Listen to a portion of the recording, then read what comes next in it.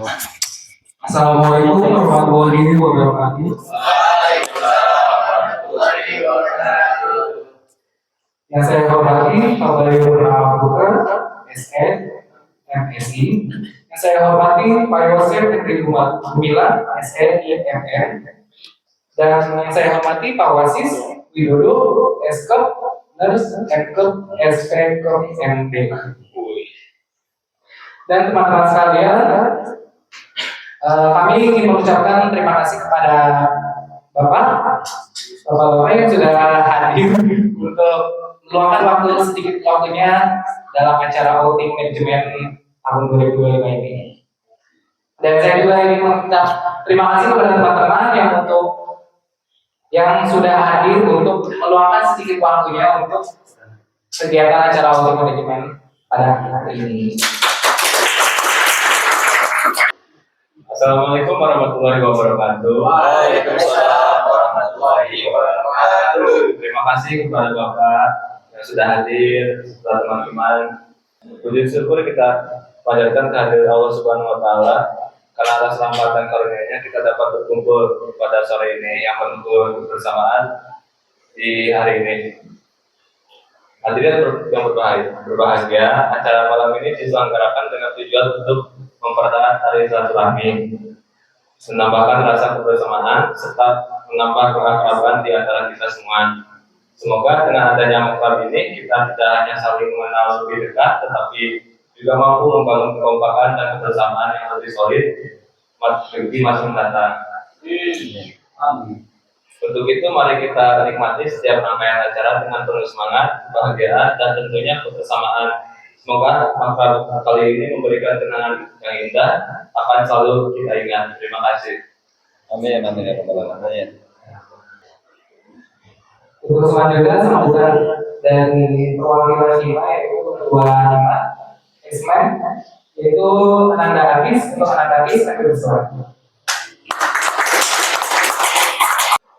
Assalamualaikum warahmatullahi wabarakatuh. Waalaikumsalam warahmatullahi wabarakatuh. Alhamdulillahirabbil alamin wa bihi nasta'in wa ala umuri dunya wa din wassalatu wassalamu ala asyrofil anbiya'i wal mursalin wa ala alihi washabihi ajmain amma ba'du.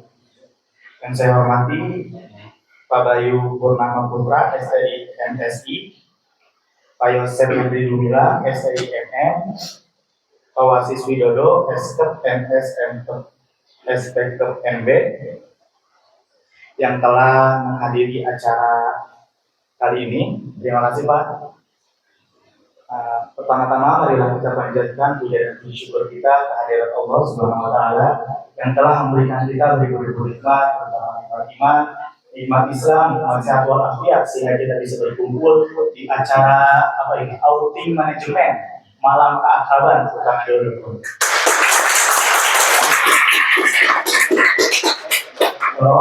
Salam yang kita panjatkan dan syukur kita pada Nabi kita yakni Nabi Muhammad. Di sini saya selaku perwakilan Ketua HIMA, Pak, mohon izin sebelumnya, dan kepada teman-teman terima kasih telah menghadiri acara kali ini. Mungkin itu aja Pak sambutannya. Kurang lebihnya mohon maaf. Assalamualaikum warahmatullahi wabarakatuh. Waalaikumsalam warahmatullahi wabarakatuh. Langsung aja kita pada acara ini, yaitu materi sharing session bersama para dosen. Dan tentunya temanya pasti berbeda-beda setiap dosennya ya. Oke, sebelumnya kita beri tepuk tangan dahulu.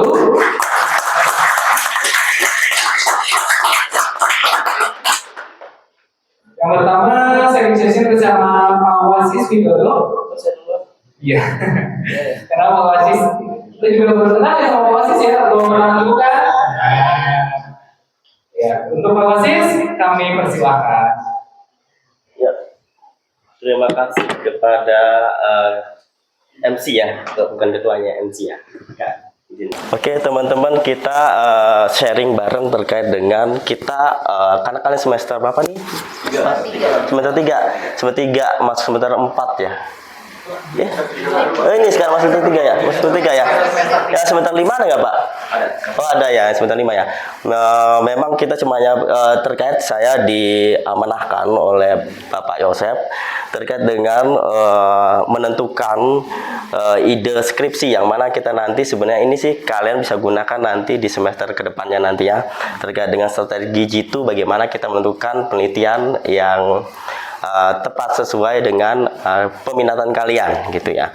Nah, teman-teman, ketika kita sudah tahu hal tersebut, kita harus mulai mencari memilih topik. Nah, topik ini kita cari bidang mana yang harus kita tekankan, karena setiap mata pelajaran itu nanti itu ada sendiri.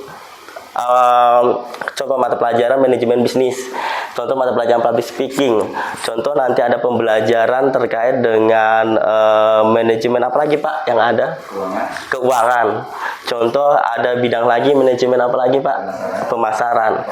Nah, operasional. Nah, ini nanti di bagian bidang itu tuh mana kalian akan kalian pilah kira-kira mana kira-kira yang ingin kalian kaji, supaya nanti kalian ketika bikin penelitian itu ada outcome-nya jelas gitu teman-teman, gitu ya. Kemudian setelah itu kalian sudah menemukan contoh di bidang operasionalnya misalnya terkait programnya kalian lihat bahwa oh ini si programnya ini perlu saya kaji apa sih menjadi kendala program ini terkait dengan A dengan B, misalnya ada 2 program. Harus ada pembandingnya, yang mana nanti kalian akan tahu nih kalau misalnya ketemu pembandingnya nanti mana yang lebih efektif dari pembandingan dari itu gitu. Nah ini untuk referensi dan wawasan ini kita harus tahu dulu tentang berita aktualnya. Setelah itu langsung kita diskusikan dengan tim ahli itu kayak dosen. Makanya kalau sama dosen itu kita konsultasi nih sama dosen nih, pembimbing nih, kalian contoh. Nanti sebenarnya tuh Pak, mereka itu semakin bertambahnya semester tuh mereka makin tahu dosen saya tuh bidangnya apa sih, saya makin tahu. Kayak kami kalau misalnya masih semester 1, semester 2 belum tahu dia dosennya ini apa sih belum tahu, maksudnya ini bidang apa sih. Ternyata pas semester 5, semester 6 mereka tahu nih, oh Pak Wasis tuh ternyata tuh bidangnya tuh keperawatan medikal bedah, berarti klinis itu Pak Wasis saya ngambil. Tapi kalau misalnya saya ngambilnya ke komunitas itu, saya ngambilnya itu Bu Siska.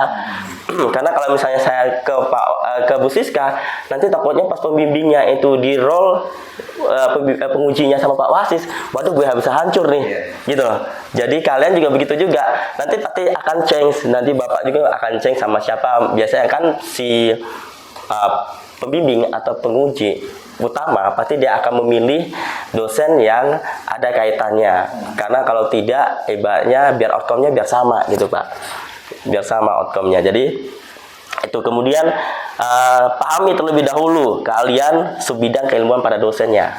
Jadi kalian konsul dulu nih, saya nih kayaknya sama Bapak bagian produksi, bagian manajemen keuangan, saya cocoknya sama siapa nih, Bapak siapa. Nah itu konsul, Pak saya saya pengennya penelitian di bidang ini Pak. Terus kemudian kalian kaitkan antara di lapangan sama teori yang kalian ada gitu. Teori yang ada nanti kalian akan belajar appraisal jurnal, critical journal nanti appraisal. Nanti kan belajar pakai sistem PICO nanti gitu.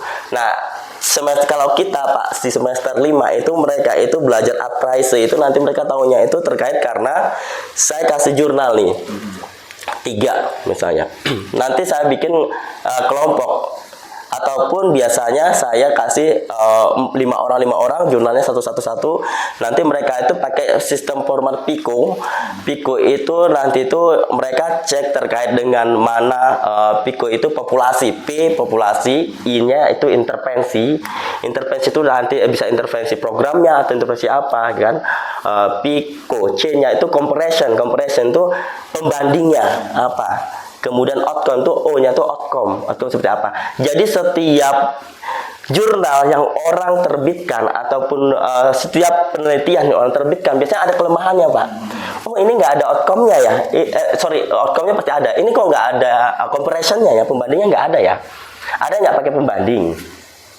Ada yang dia populasinya nggak jelas, gitu Pak. Populasinya ternyata nggak jelas dia usia, misalnya populasinya kalau kayak kita kan usia, tapi dia polisinya itu pukul rata semuanya. Kalau Bapak mungkin keuangan, ternyata keuangannya itu Bapak tuh banyak keuangan ini, keuangan itu, jadi itu jadiin satu. Sebenarnya kan nggak pas gitu, harus jelas gitu. Nah itu kalau nanti di appraise itu nanti anak-anak mesti tahu, Pak ternyata jurnalnya bagus tuh ini ya, Pak ternyata kok ini kok nggak bagus ya jurnalnya, makanya tahu sendiri. Oh berarti mereka sudah bisa nih appraise jurnal. Jadi ketika mereka nanti kalian bikin di latar belakang, pasti nanti kalian akan kejawab tuh gitu. Kalian kenapa kok ngambil penelitian itu, ternyata satu terkait dengan sebelumnya itu dia tuh nanti kalau kita kan karena banyak studi kasus ya Pak ya.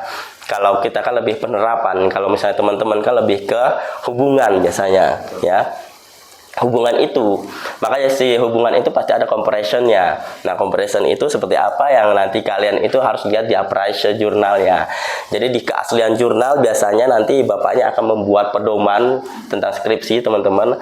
Nanti di situ nanti pedomannya itu tergantung nanti bagian yang setelah di bab 1 itu biasanya kan ada latar belakang, ada kemudian langsung rumusan masalah, kemudian ada tujuan umum, tujuan khusus, terus keaslian, tujuan khusus, terus kemudian langsung ada namanya yang terakhir itu namanya keaslian penelitian. Nah itu tergantung Pak.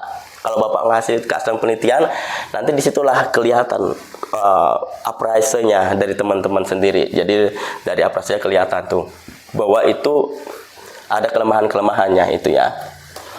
Terus kemudian kan setelah diskusi sama dosen kan ucapkan tujuan kalian tuh apa sebenarnya itu gitu kan, supaya dosen pembimbing itu bisa tahu, oh iya tujuannya tuh dia tuh pengen tahu apa, peneliti apa, perbandingan antara misalnya kinerja atau perbandingan tentang operasional A sama B gitu kan, yang mana nanti tuh dosennya tuh biar tahu outcome-nya tuh seperti apa. Jadi kalau kalian ketemu sama dosen yang pas dengan peminatannya sama sama jurusannya yang dia ahliin dosennya, nanti tuh kalian tuh outcome-nya tuh jadi pas. Jadi ketika kalian diupayakan pasti dosennya, oh saya pengennya nanti mempublikasikan gitu Pak, sekalian gitu Pak. Makanya kalau misalnya dosennya nggak pas, jadi ujung-ujungnya dosennya itu ya udah maksudnya yang penting lulus saja, tapi dia nggak publikasikan gitu. Tapi kalau misalnya sama dengan peminatannya, maka dia publikasikan. Karena kalau teman-teman sebenarnya kalau teman-teman membantu, jadi bagi dosennya juga menguntungkan ketika kalian tujuannya sama. Nanti dosennya bisa publikasikan karena kan nama mahasiswa muncul tuh. Jadi kan dapat poin juga nanti gitu untuk akreditasi kalau kita kebutuhan akreditasi ya teman-teman. Nah, kemudian ketika kalian sudah menemukan itu semuanya, kalian pasti tahu terkait dengan apa sih kesenjangan-kesenjangan gitu, kendala-kendala kalian yang muncul dalam penelitian itu nanti bisa dieksplor untuk kedepannya, ataupun kalian bisa untuk sebagai saran untuk selanjutnya gitu teman-teman. Jadi penelitian itu nanti tuh banyak sekali Pak. Ada yang penelitian dengan studi kasus, ada penelitian dengan fenomenologi. Jadi fenomenologi itu dia lebih ke studi fenomenologi itu mendalam, wawancara mendalam. Kalau mendalam itu dia itu nanti pakai tema nanti di hasilnya. Tetapi untuk ininya populasinya itu nanti populasinya itu adalah nanti di kita yang menentu, nggak harus banyak. Kita cukup 2 orang, 3 orang aja udah cukup. Gitu. Nanti biar pembandingan gitu antara A dengan B tentang kepuasan. Contoh tentang kepuasan pelayanan di rumah sakit A gitu kan. Nanti kita komunikasi bagaimana nanti untuk kuesionernya itu adalah kita ambilnya adalah yang baku. Makanya kalian tuh ngambil penelitian itu yang jelas yang sudah baku, yang sudah ada yang sudah ada kalimat bakunya di kuesioner. Di instrumennya, kalau instrumen udah jelas jadi gak bikin lagi. Tapi kalau instrumen gak jelas jadi otomatis baik kita mengkonsepkan, saya pengennya gini loh biar jawabannya begini loh, itu enggak pas. Jadi kalau misalnya ketika sudah baku, jadi lebih mudah kalian nanti ketika dia berbicara untuk explore itu dia tuh tidak boleh kita banyak bicara, jadi kita bertanya, kita hanya mendengarkan gitu. Nanti kita tahu nih, oh poinnya ini dari beberapa 3 itu apa ucapannya yang paling sering, yang paling banyak. Kalau misalnya yang explore ya gitu. Tapi kalau misalnya dia lebih ke hubungan, kuesioner. Kuesioner kan beda ya. Kuesioner itu lebih mudah kuesioner itu. Nanti karena kan kuesioner itu kan lebih kalian pakai SPSS kan. SPSS itu lebih mudah karena SPSS itu nanti itu ibaratnya biasanya mahasiswa lebih mudah untuk ya udah dikasih 1 poinnya ataupun 2 seperti apa gitu kan, itu lebih mudah, akhirnya bisa dikonsepkan. Tapi kalau misalnya fenomenologi ini nggak bisa dikonsepkan, jadi dia karena dia harus tahu kalimat kuncinya itu berapa banyak, itu nanti dia akan bikin skema, itu beda ya, itu teman-teman. Cuman kalau misalnya paling mudah sebenarnya penelitian itu yang pakai kuesioner, yang pakai angka itu lebih mudah. Nanti ujungnya dia membuat hasilnya, contoh nih, ada hubungan atau tidak ada hubungan, nanti mereka pasti akan mengkaitkan sesuai dengan penelitian A atau B atau C gitu kan, seperti itu. Tapi kalau misalnya fenomenologi itu yang kualitatif itu, dia itu lebih repotnya itu adalah kita itu harus mengeksplor dari kalimat-kalimat yang dia ada itu, kita lebih banyak teori-teori. Makanya kalau untuk yang itu levelnya biasa lebih tinggi levelnya gitu. Tapi biasanya mahasiswa tergantung dosennya lagi inginnya seperti apa. Sebenarnya tujuan dosen itu adalah kan inginnya mahasiswa penelitiannya apa, kita cuma membimbing teman-teman. Jadi kita membimbing tuh mengikuti sesuai nggak arahannya, dia tuh mau kemana sih itu. Jadi kita nggak boleh sebagai dosen tuh nggak boleh memetakan kamu harusnya penelitiannya ini, nggak boleh. Jadi kita tuh harus tahu nih sesuainya, dia harus tahu sesuai nggak dengan tujuan dia, sesuai nggak dengan hasil yang dia inginkan tuh seperti apa untuk kedepannya gitu kan. Jadi biar pas gitu teman-teman.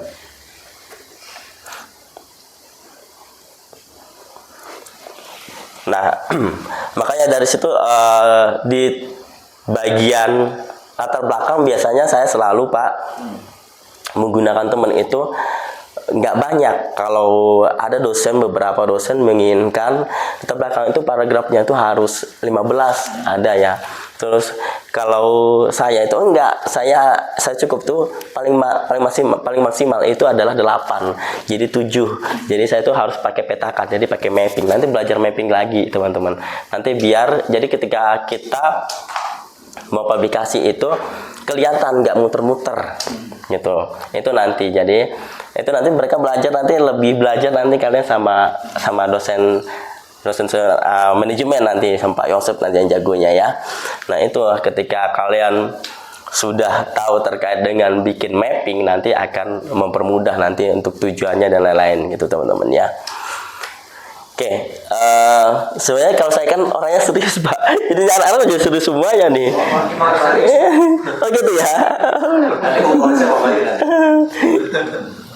Karena memang kalau saya memang nggak baca teman-teman, jadi saya tuh cuma selesai kalau misalnya jelaskan itu sama mahasiswa tuh kalian yang baca ya, saya nggak baca. Jadi ini kalimatnya, jadi maksudnya dia ada bercerita. Jadi saya nggak bisa untuk bacain satu-satu gitu, nggak bisa. Jadi slide-nya yang jalan seperti itu gitu ya teman-teman. Gitu.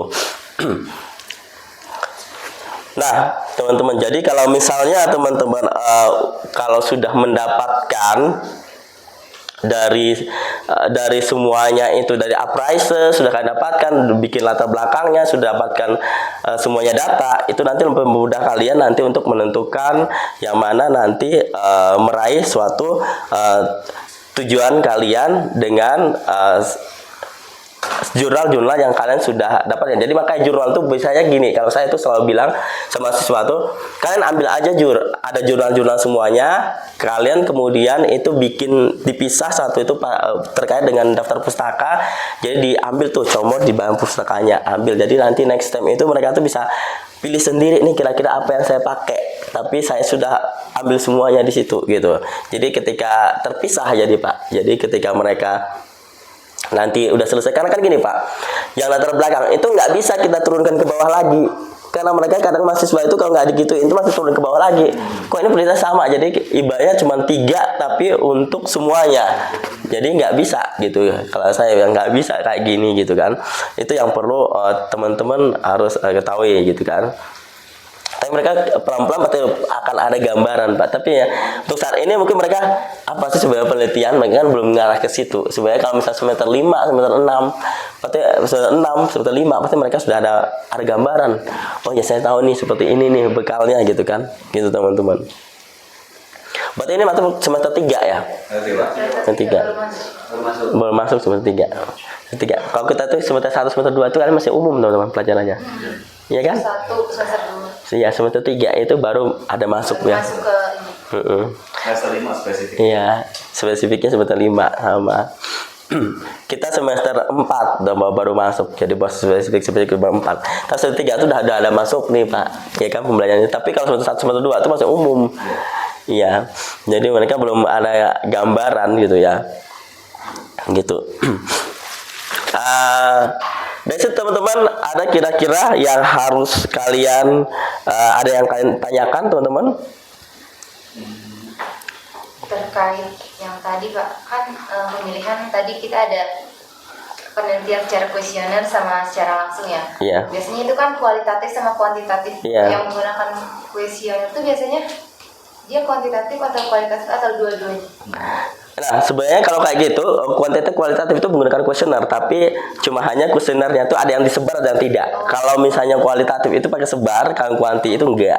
Oh, kuanti. Enggak disebar. Berarti kalau yang lebih banyak penelitian itu Paling banyak tuh orang yang pakai menggunakan kuanti yang tertulis itu, Pak. Yang biasanya kuesionernya disebar itu. Ya nanti pakai SPSS kan ujung-ujungnya. Iya, pakai SPSS itu. Lebih sering itu. Nah, itu teman. Yang paling simpel itu sebenarnya. Oh, itu paling simple banget karena memang kita adopsi dari kuesioner orang lain, kemudian baru kita kuesionernya kita taburkan kan ke pasien ataupun ke klien gitu kan, populasi kalian. Itu paling simple gitu. tapi kalau untuk IKB sendiri udah nerapin yang ini loh Pak, mahasiswa tingkat akhir kan nggak kalau dari kurikulum merdeka nggak semua harus bikin skripsi ya, masih boleh gantinya tuh penelitian. Kalau dari IKB sendiri Karya tulis ilmiah. KTI gitu sama Ya masuknya kan kayak tulis ilmiah gitu kan. Masuknya kan memang sebenarnya kan begini loh, skripsi itu kan sebenarnya kan bukan untuk segala-galanya untuk harus lulus kan, karena kan sebenarnya kan prosesnya kan yang penting kan proses kalian dari semester 1 semester 8 kan. Makanya ketika orang di semester 8 harus benar-benar nih karena menentukan untuk kelulusan, sebenarnya enggak. Makanya sebenarnya kan tergantung dosennya harusnya memahami terkait, makanya kan dosen kami pasti akan memahami terkait dengan skripsi itu memang sebagai syarat untuk mata ajar, tapi bukan untuk penentu untuk kelulusan. Tapi juga nggak bisa juga kalian kalau misalnya skripsi nggak kalian selesaikan, karena kan rancangan dari pembelajaran kan, gitu teman-teman. Skripsi itu seperti itu. Ada lagi pertanyaan? Jadi sebenarnya sharingnya memang nggak banyak sih Pak, karena memang nanti di pembelajaran nanti terkait dengan pembelajaran kualitatif, kuantitatif, nanti pelajaran bikin latar belakang, biasanya kan per pertemuan kalau gitu. Kalau kami per pertemuan Pak, gitu.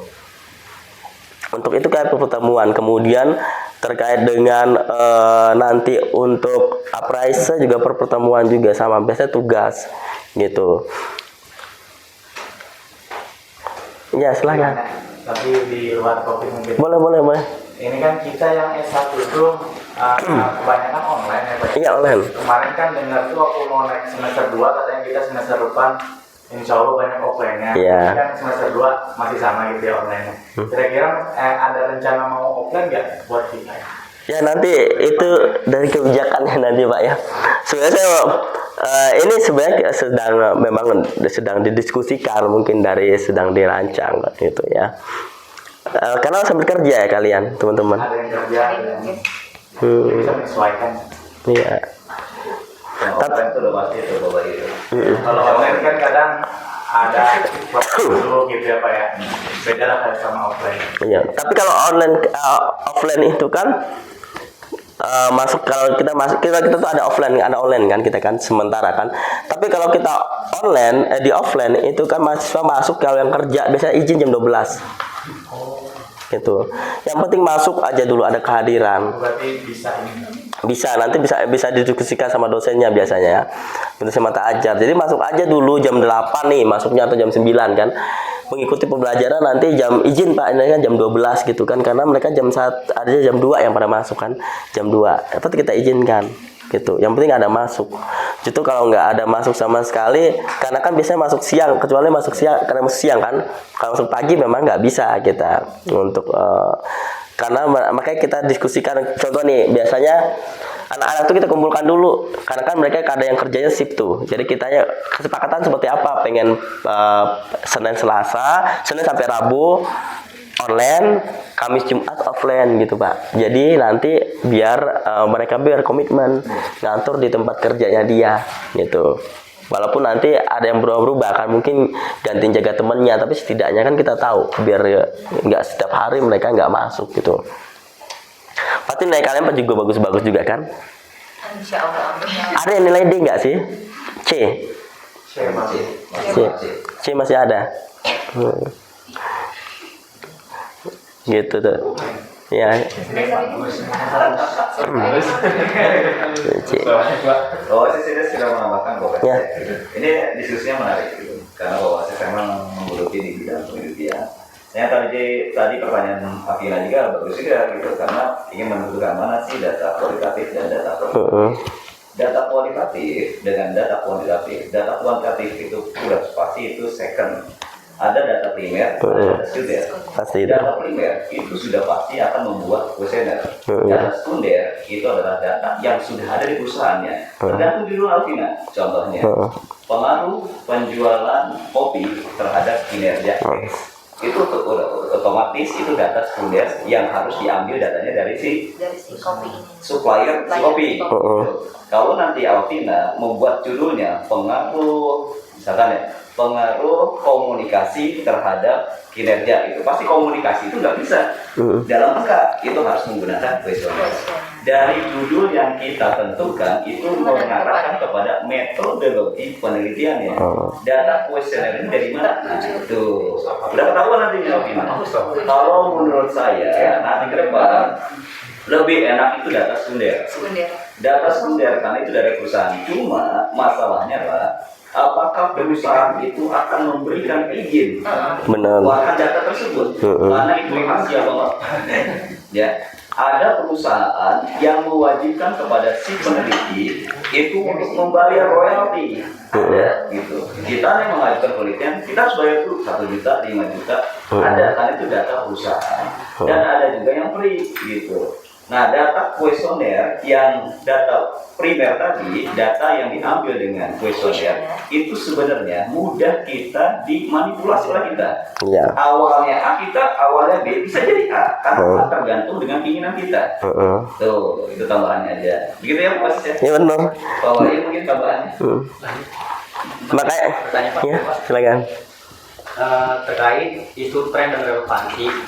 Nah, untuk judul skripsi atau penelitian, bolehkah kita mengambil dari keresahan di luar dari isu dan tren, atau memang wajib mengikuti isu dan tren yang terjadi? Relevansi atau memang harus sesuai jurusan kita? Nah, banyaknya itu mahasiswa itu ngambil penelitian itu sebenarnya itu kemauan dia. Bukan kemauan, bukan ada yang terjadi kasus yang lagi tren ataupun kasus yang memang kita inginkan, misalnya memang dari ada keluhan-keluhan di tempat perusahaan, karena kan kita kan sebenarnya terkait kan. Benar, memang semuanya kita di mana-mana kalau namanya kita studi pendahuluan pasti berbayar teman-teman. Dari studi pendahuluan dan nanti kan kita kan mengarah ke penelitian di situ kan. Jadi berbayar. Makanya data subjektif dan objektif kalau kita bilang tuh, kalau Bapak kan primer sekunder hampir sama gitu. Dan subjektif dan objektif itu biasanya itu kalau kita itu dari wawancara, biasanya kan data, kalau kemudian kita dari data dari mereka yang punya. Tapi kalau untuk data mereka yang punya itu kadang agak susah dapatkannya. Itu yang berbayar. Makanya yang ada biasanya kita pakai wawancara aja, Pak. Gitu, wawancara. Lebih baiknya sebenarnya dari tempat kerjaan sendiri. Lebih baiknya, karena kalian sambil kerja nih, biasanya dari tempat kerjaan sendiri. Ataupun bersyukurnya nanti kalian penelitian itu yang ada tempat mitra-mitra. Kalau kita kan rumah sakit Anissa mungkin cuma sedikit aja ya perusahaan. Nah ini pasti nanti teman dosen-dosen akan memfasilitasi terkait dengan tempat-tempat yang bisa dilakukan penelitian gitu ya. Iya. Kayak Pak Apep, ada perusahaan Pak Bayu juga nanti ada bisa. Perusahaan. Iya. Nanti bisa. Memang Di masyarakat juga bisa ya, Pak ya. Mungkin di masyarakat lah paling simpelnya itu di masyarakat, teman-teman. Karena memang masyarakat itu kan walaupun di masyarakat RT berapa tentang UMKM mungkin ya Pak ya. Tapi memang itu yang paling mudah dan simpel biasanya gitu. Karena kalau di perusahaan mereka pasti akan tanya karena mereka nggak mau tereksplor terkait dengan hasilnya. Dan itu tidak memuaskan ataupun mungkin hasilnya kurang efektif, jadi mereka nggak mau tereksplor. Apalagi kalau misalnya dosennya pengen publikasi kan, biasanya kayak kita kan kadang-kadang pengen kan tujuannya kan pengen di perpustakaan, oke mungkin nggak tereksplor ya, tapi kalau misalnya pengen dipublikasi pasti tereksplor nanti, pasti kebaca sama perusahaan lain gitu teman-teman. Tapi kalau teman-teman pengen skripsi atau nggak skripsi? Kalau bisa dari penelitian, saya maunya nyoba dari situ. Maksudnya kan nggak semua orang dari zaman dulu kan skripsi sebelum selesai, jadi kayak penelitian tuh menarik gitu loh, nggak sama susahnya, tapi kayak itu menarik pembaruan kurikulum yang baru. Jadi ingin mencoba. Penelitian skripsi itu gak wajib kan? Karena teman-teman syarat lulus itu bukan skripsi kan? Bukan skripsi, tapi memang harus melampaui itu gitu Pak. 6 SKS. Iya.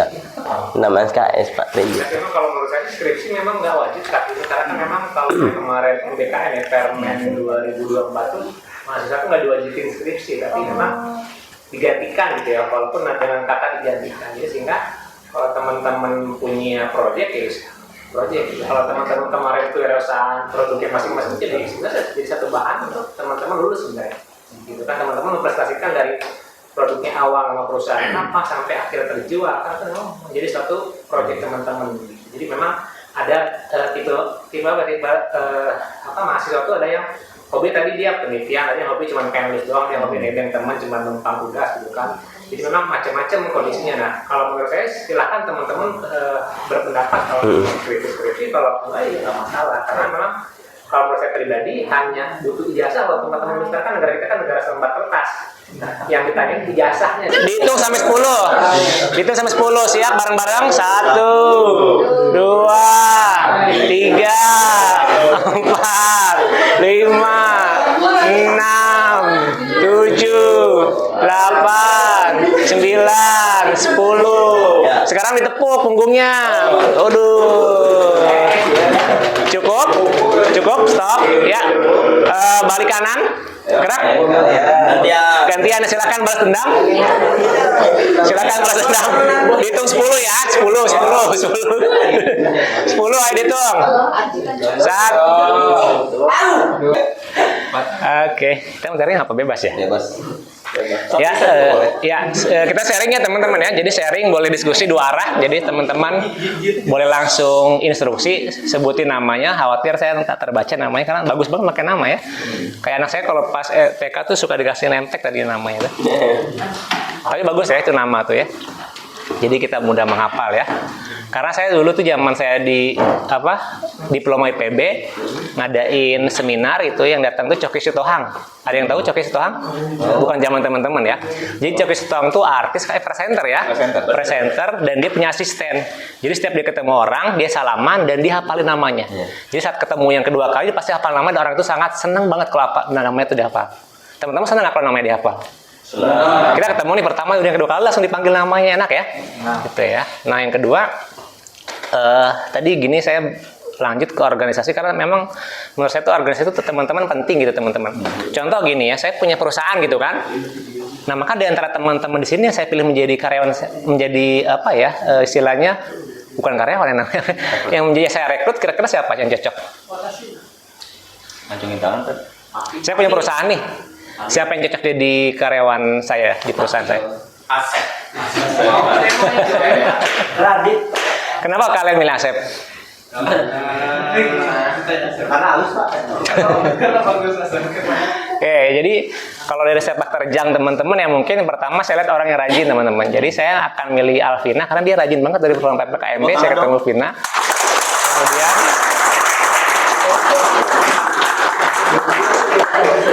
ya karena yang kedua mungkin Kang Fakih karena dia cocok jadi MC ya teman-teman, jadi ketua kelas ya.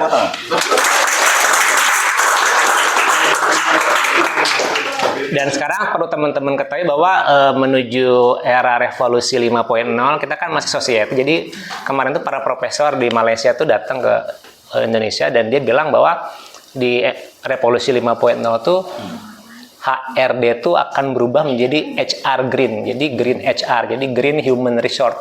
Di mana semua itu harus berdasarkan earth, bumi. Jadi dia tuh akan nanya pada teman-teman lebih milih keuntungan atau menyelamatkan bumi. Ayo teman-teman akan pilih mana kalau disuruh atur? Menyelamatkan Berarti teman-teman jadi Kamen Rider ya kalau gitu ya. Ya jadi karena sekarang tuh HR tuh udah kan kalau zaman 2023 2024 tuh namanya itu udah HRD syariah. Jadi HRD tuh by syariah teman-teman, sharing sama teman-teman. Karena beberapa lembaga yang bergerak di bidang sosial gitu, teman-teman tuh Ajikra almarhum Ustadz Arifin. Nah dia sudah menerapkan HRD syariah sebelum dia bangkrut seperti sekarang ya. Jadi HRD syariah itu begini teman-teman. Teman-teman saat diwawancara teman-teman tuh akan ditanya, kira-kira kalau saya terima kamu berapa gaji yang cocok saya kasih ke kamu? Teman-teman akan jawab apa? Contoh teman-teman jadi semacam staff admin. Kira-kira kalau saya gaji kamu berapa saya gaji kamu dalam sebulan? Jawaban berapa? Ada yang tahu? Samain aja kayak bapak. Oh gitu ya? Nah justru saya nggak digaji, berarti teman-teman siap nggak digaji?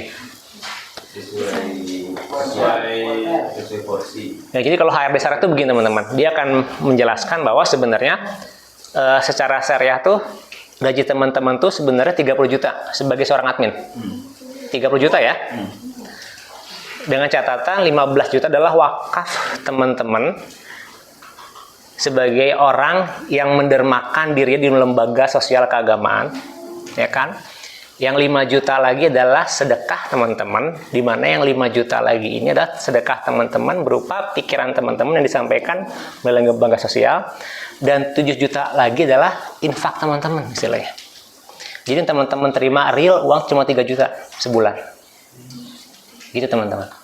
Teman-teman lebih, jadi 15 juta ini teman-teman tuh tabung sebagai wakaf teman-teman tuh di akhirat nanti. Ya, udah kita berapa ya 5 juta itu teman-teman infakin. Jadi itu tuh nanti tuh balas Allah Subhanahu wa taala sebanyak 27 juta.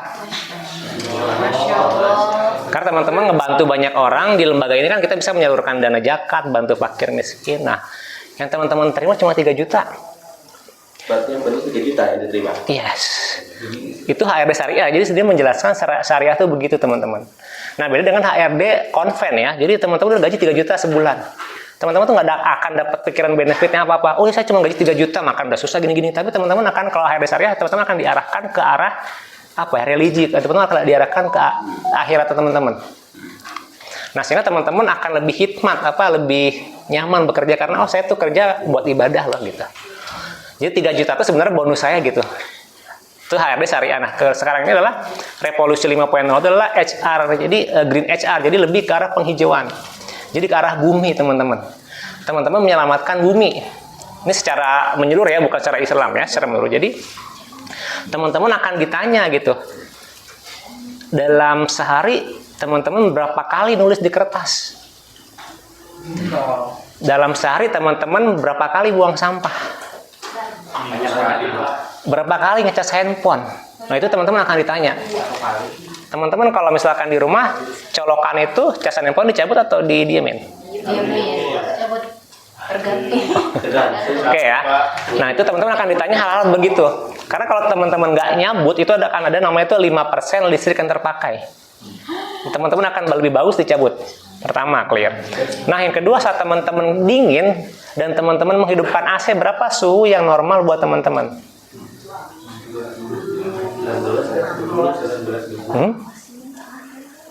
Jadi suhu AC yang paling hemat energi antara 16 sampai 30 di situ adalah 24 derajat. Itu adalah suhu paling hemat energi AC. Dan AC akan hemat dinyalakan 8 jam tanpa berhenti dibandingkan cuma nyalain hidupin selama 8 jam. Nah, teman-teman akan diajarin itu. Dan teman-teman itu di perusahaan nanti tuh kalau dia menerapkan green HR tuh nggak ada tempat sampah di perusahaannya. Kenapa nggak ada tempat sampah? Ya kenapa nggak ada tempat sampah? Kebersihan bagian dari iman. Ya memang karena kalau green itu benar-benar green, nggak boleh ada sampah. Karena kalau ada sampah, teman-teman tuh akan terbiasa buang sampah di tempat sampah, dan itu akan jadi kotor sampah. Nah kalau orang yang green HR tuh sampai dimasukin ke kantong dan dibuang di rumah. Jadi dia udah benar-benar green. Jadi benar-benar efisiensinya di perusahaan tuh benar-benar terjaga lah gitu lah. Itu green. Udah gitu teman-teman, saat teman-teman nanti di perusahaan tuh, teman-teman tuh akan melihat itu tuh nggak ada penggunaan plastik teman-teman. Semua udah serba stainless, mulai dari tempat minumnya, piringnya sampai sedotannya stainless. Jadi nggak dibuang, sedotannya dicuci lagi. Itulah perusahaan memang sudah menerapkan green HR ini sudah mulai sudah mulai berkembang di seluruh dunia gitu.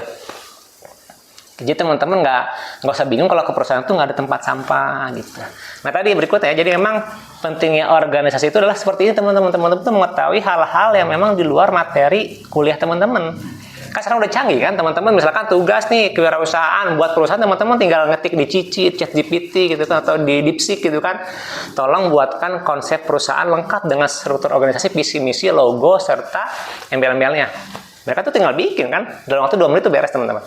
Teman-teman tinggal copy paste. Beres ya, pakai AI ya. Karena saya semua udah by AI sekarang kan. Kayak misalkan buat PowerPoint ya kita pakai AI, buat ide semua pakai AI, itu mengetik. Bahkan saya ngupload berita pun saya pakai AI. Hari ini PPKMB, pemataris ini-sini, dia yang buatin press release-nya. Bahkan saya buat surat undangan pun saya udah pakai ChatGPT istilahnya gitu ya. Tolong buatkan surat audiensi ke bupati pada hari sekian yang hadir si ini. Nah dia akan bikin thread, beres. Nah jadi pentingnya organisasi itu teman-teman dapat tadi itu namanya tuh semacam hard skill ya kalau gitu namanya, hard skill, life skill. Karena yang tadi soft skill itu teman-teman sekarang sudah dikerjakan oleh AI semua. Jadi sudah beralih dari dunia cita teman-teman. Memang ya kayak kemarin tuh pas profesor datang tuh dia tuh marah ada plastik, katanya kok di sini ada plastik katanya gitu kan. Lalu itu makan sampai di air nggak diminum sama dia karena takut mengotori bumi tadi. Dan teman-teman kalau teman-teman tuh kalau kita ibadah haji, saya belum haji kata dia. Jadi kalau saat ibadah haji itu dilarang untuk merusak tanaman dan hewan. Jadi dilarang membunuh tanaman dan hewan. Dan itu harus teman-teman lakukan. Karena penghijauan itu luar biasa teman-teman. Sekarang itu satu hari itu berapa puluh juta batang pohon yang ditebang. Sedangkan yang kita tanam itu kecil-kecil belum lama tumbuhnya lagi. Nah teman-teman harus berpikir ke arah situ. Kalau green HR ya.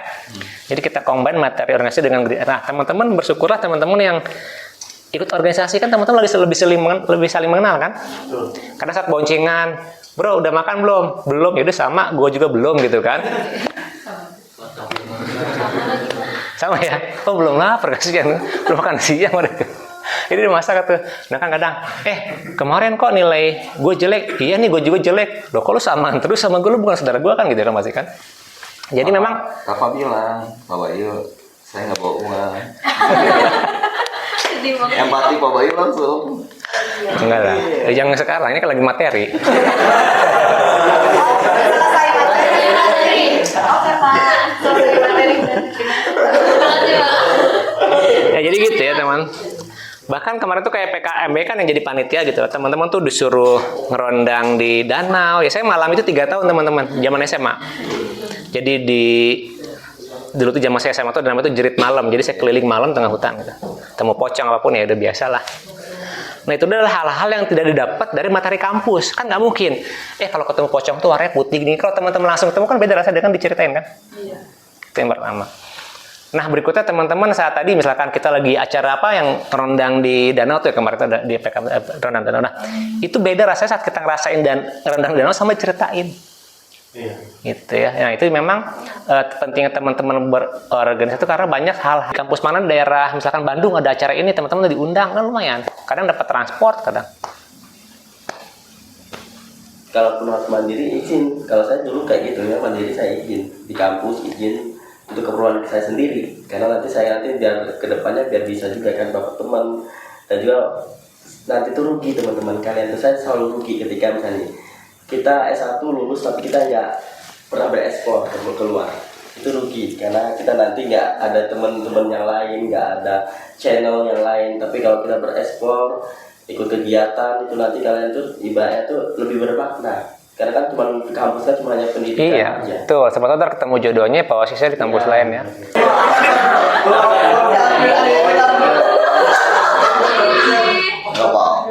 Kenapa keluar ya dia? Bagus, itu namanya bukan masuk angin, keluar angin kalau gitu. Kan mau ada PSK mau mesti materi ketiga nih. Udah. Ya cukup tadi saya teman-teman ya.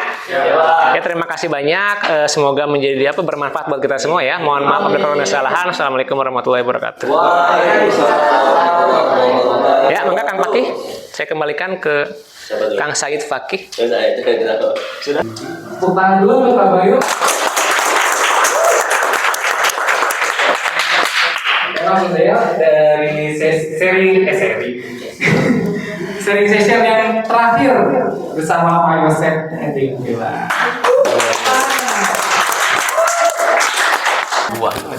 Bismillahirrahmanirrahim. Assalamualaikum warahmatullahi wabarakatuh. Alhamdulillah, Allahumma salli ala Sayyidina Muhammad wa ala ali Sayyidina Muhammad. Allahumma sahil umurana fi ijabatil imtihanas wal ikhtibar nasrum minallah wa fathun qarib wa basyiril mu'minin. Alhamdulillah, pada hari ini kita bisa berkumpul. Ini bukan suatu kebetulan, tapi qadarullah. Silaturahim itu adalah kunci keberhasilan seseorang. Kama qala Nabi sallallahu alaihi wasallam, man ahabba ayyubsatalahu fi rizqihi wa yusa'alahu fi atharihi falyasil rahimah. Jadi di antara kita nih semua, kita mau rezekinya lancar, kemudian diberkahkan umurnya, jaga silaturahim. Di judulnya, ini akan saya simulasikan. Contoh harga ini 500.000, saya punya uang 100.000. Oke ya. Uang 100.000 ini modal dari saya, namanya DPK 1. Dana pihak pertama, yaitu modal saya. Saya mau beli meja ini harganya 500.000. Tapi saya punyanya 100.000. Pikiran kita larinya kemana? Ayo. Saya punya uang 100.000. Saya mau beli ini 500.000. Jadi saya kekurangan 400.000. Solusinya? Hutang. Oke ya, hutang ya. Itu dalam manajemen keuangannya kita harus tahu ya. Itu adalah keputusan leadership, kepemimpinan seorang pemimpin. Pada saat kita mempunyai uang 100.000 untuk membeli aset 500.000, ini dibutuhkan. Meja itu penting untuk apa? Buat nyaman karyawan sehingga harus dibeli. Karyawannya nyaman, kemudian nanti lebih produktivitas. Kalau sudah produktif, berarti akan menghasilkan kembalilah hutang tersebut ya. Jadi solusinya harus hutang. Judulnya adalah hutang. Perusahaan dimanapun ya, perusahaan besar pasti mempunyai hutang. Dan sekarang saya minta dari teman-teman, siapa yang punya hutang? Saya punya hutang. Coba angkat tangan. Hutang pada orang tua, hutang pada kakak, hutang pada teman, hutang pada lembaga. Hah? Sama hutang juga. Semua hutang ya? Artinya setiap orang sudah terlilit dengan hutang.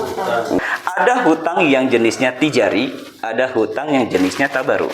Tijari adalah untuk bisnis. Kemudian tabaru untuk sosial, bukan pribadi, sosial ya. Jadi dalam dunia bisnis ya, ada bisnis, ada sosial. Lembaga itu pasti nggak jauh dari ini.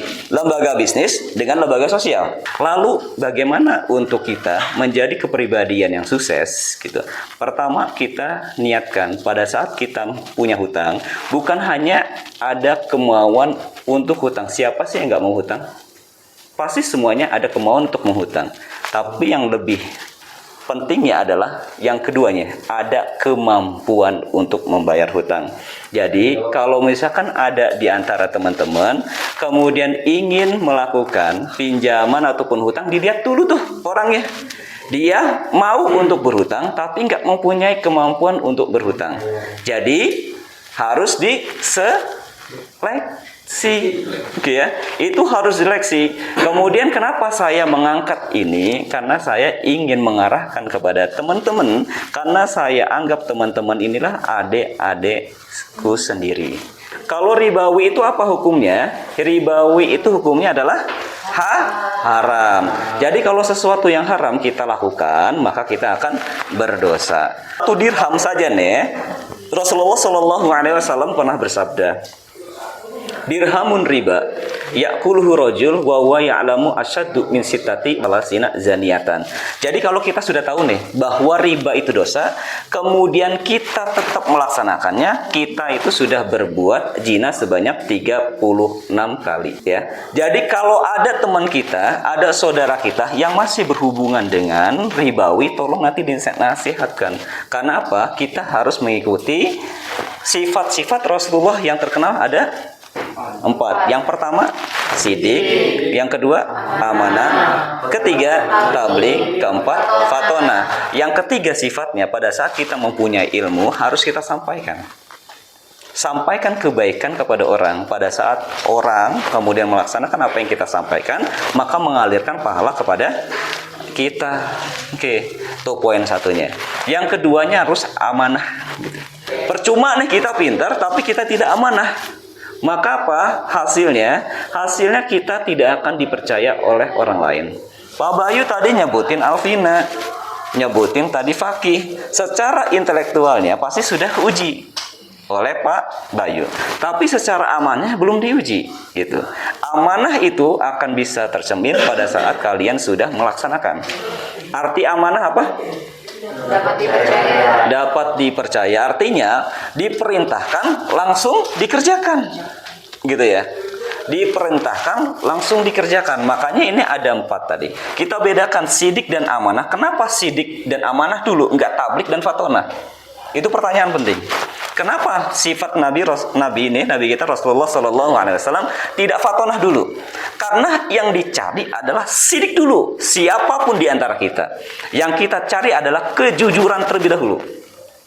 Ya, kita mau bergaul dengan orang jujur atau tidak? Kalau kita mau sukses, tolong jaga sidik dan amanah dulu. Ya, sidik dan amanah. Oke ya. Dijelaskan dalam hadisnya. Al-amanatu tajlibu rizqa wal khiyanatu tajlibul faqr. Jadi kalau kita sudah amanah, kita tuh sering didatangin rezeki. Ya, kuncinya tuh. Kita sering didatangin oleh orang lain. Kita banyak teman-teman karena apa? Karena kita amanah. Coba kalau hianat. Contohnya Raditya udah hianatin tuh si Ending gitu. Saya nggak bakal lagi percaya sama Raditya karena dia udah hianat dengan saya. Disampaikan oleh Ending, jangan berteman dengan Raditya. Sehingga apa? Sendiri. Betul ya? Oke ya. Beda kalau kata Endingnya. Kalau mau berteman dengan Raditya aja, orangnya amanah. Makanya kekuatan mulut ke mulut itu penting. Nah, itu adalah reputasi. Reputasi itu nggak bisa dibeli dengan uang. Reputasi itu harus dijaga. Maka dari itu kami nih selaku dosen Institut Kesehatan dan Bisnis Analisisnya coba memantau kepada kalian, reputasinya harus dijaga ya pada saat kita melakukan makrab ini, malam keakraban ya. Berikan contoh kepada masyarakat. Kita membawa Ikbis Anissa gitu. Saya selaku kepala prodi mengamanahkan fakta integritas ini kepada kalian. Pada saat nanti ada komplainan dari masyarakat, berarti kurang amanah ini. Oke, saya percuma dong memberikan tadi ilmu tadi. Percuma dong saya mengajarkan. Saya nggak pernah mengajarkan mahasiswa saya seperti ini. Kenapa gitu? Nah, itu jangan sampai dilakukan. Itu amanah kami. Oke, paham. Nah, kembali lagi pada saat kita nanti ke depan nih, Agis, kemudian Anggi, ke depan nanti kalau sudah menjadi orang besar. Ya. Pertama, niat itu penting. Kenapa sih niat itu penting? Ya. Kaitannya dengan hutang piutang, ada sebuah hadis yang kalau saya sebutkan, ini saya merinding juga ini teman-teman. Kenapa merindingnya? Karena ini ada kenyataan, faktanya gitu. Jadi kalau misalkan Rasulullah itu sudah melihat kalau kita melakukan hal ini nanti ke depan akan kembali kepada kita gitu. Kalau kita melaksanakan kebaikan akan kembali kepada kita dan sebaliknya gitu. Dijelaskan man akhadha amwalan nas yuridu adaha adallahu anhu wa man akhadha yuridu islafa aslafallahu. Barang siapa yang mengambil harta orang lain atau dia berhutang, ia ingin membayarkannya, Allah yang akan membantu membayarkannya. Tuh. Dan barang siapa yang mengambil harta orang lain atau ia berhutang, ia ingin membinasakan, Allah akan menghancurkan usahanya. Jadi jangan heran kalau teman kita, saudara kita, bapak kita Keluarga kita ada yang masalah, tanya, Pak, punya hutang nggak? Punya. Dibayar nggak? Nggak dibayar. Tuh. Karena apa? 13 tahun saya langsung observasi di lapangan. Ada anggota-anggota saya, kemudian dia ada masalah, ternyata masalahnya nggak jauh tentang hutang gitu. Maka dari itu jangan main-main dengan hutang, ya. Hutang ini adalah amanah yang harus kita tunaikan. Jangan sampai kita hianat. Oke. Tanya aja, Pak Yosef bener nggak? Silakan buktikan aja, gitu ya. Misalkan nih si Ajis ngelihatnya ada seseorang, dia murung banget, Ajis tanya, kamu kenapa gitu? Biasa ada masalah hutang bukan? Bener hutang. Banyak orang yang bunuh diri karena apa? Hutang. Tiap hari, bayangkan teman-teman ya, satu orang bisa ada 10 lembaga pewasis. Satu orang bisa ada 10 lembaga. Karena apa? Nggak gali lubang. Jadi gali terus, gali lagi sehingga makin dalam. Nggak bisa nutupin lagi gitu. Karena apa? Itu kemauan untuk berhutang tapi nggak mempunyai kemampuan. Nah, seorang manajemen harus mengetahui mengelola keuangan nanti ke depan kalau kalian sudah bekerja, ya. Postingan nih, ilmu dalam hal pembiayaan, kalau kita punya gaji nih, ilmunya 100%, contohnya misalkan 5 juta, tuh 100%. Yang boleh untuk berhutang maksimal hanya 40% dari 5 juta.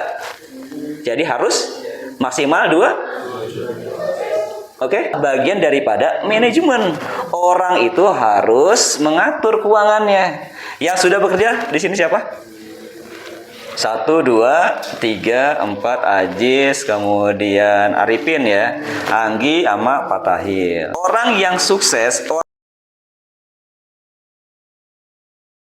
dia bisa mengelola keuangan. Tuh. Pada saat dia bisa mengelola keuangan, orang yang sukses, saya ingatkan lagi, dia mampu memanage keuangannya dengan baik. Saya punya penghasilan, saya punya simpanan pendidikan, saya punya simpanan umroh, saya punya simpanan hitam, saya punya simpanan Idul Fitri. Kenapa? Semuanya posting masing-masing. Saya nggak boleh ngambil nih untuk keperluan rutinitas, untuk ngambil untuk simpanan umroh. Nggak bisa. Karena postingnya adalah simpanan umroh. Saya bisa mengambil simpanan umroh ini pada saat saya akan melaksanakan umroh. Saya akan melaksanakan mengambil simpanan hitam ini pada saat anak saya akan dihitan. Kalau saya mengambil nih simpanan ini, maka saya harus menggantikan. Oke. Nah, makanya orang sukses itu adalah bagaimana kita bisa mampu memanage keuangan. Mau buktinya? Silakan cek. Orang tua kita nih mampu bisa beli rumah, bisa beli tanah, ada kuncinya. Entah di orang tua ayah kita kah, orang tua kita ibu kah gitu.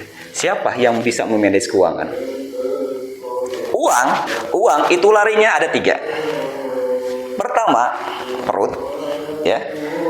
Kedua, pendidikan. Ketiga, lifestyle. Saputra punya teman gitu ya, gajinya tinggi, kok dia nggak punya aset? Saputra nggak perlu bingung, gaya dia kemana ya? Lifestyle dia. Survei membuktikan, betul? Dia nggak punya aset, ya. Saya survei, Bu. Mohon izin Bu, Ibu punya asetnya di mana aja ya Bu? Pak, mohon maaf Pak, kalau saya untuk aset kayaknya enggak. Cuma alhamdulillah anak saya sarjana semua. Berarti ke pendidikan. Jadi ada 3 tuh lari keuangan kita. Perut nih, makan melulu gitu ya. Makannya dia di restoran gitu ya. Ya berarti enggak jauh keuangannya dia. Harusnya dia masak sendiri, dia order belanja. Itu beda pengeluarannya. Makanya mampulah memanage keuangan. Kita pernah kan belajar ya, ada kebutuhan primer, sekunder, dan tersier. Tersier kita ke luar negeri nggak bisa selama penghasilan kita masih di bawah 5 juta. Teman-teman, kalau kita nih di atas 5 juta sudah pasti dia bisa beli rumah. Mudah-mudahan kita diberikan kesuksesan, bukan sukses di dunia saja, melainkan kita sukses di akhirat. Rabbana atina fid dunya hasanah wa fil akhirati hasanah wa qina azabannar. Bi fadli subhana rabbika rabbil izzati amma yasifun wa salamun alal mursalin walhamdulillahi rabbil alamin. Akhirul kalam wassalamu alaikum warahmatullahi wabarakatuh.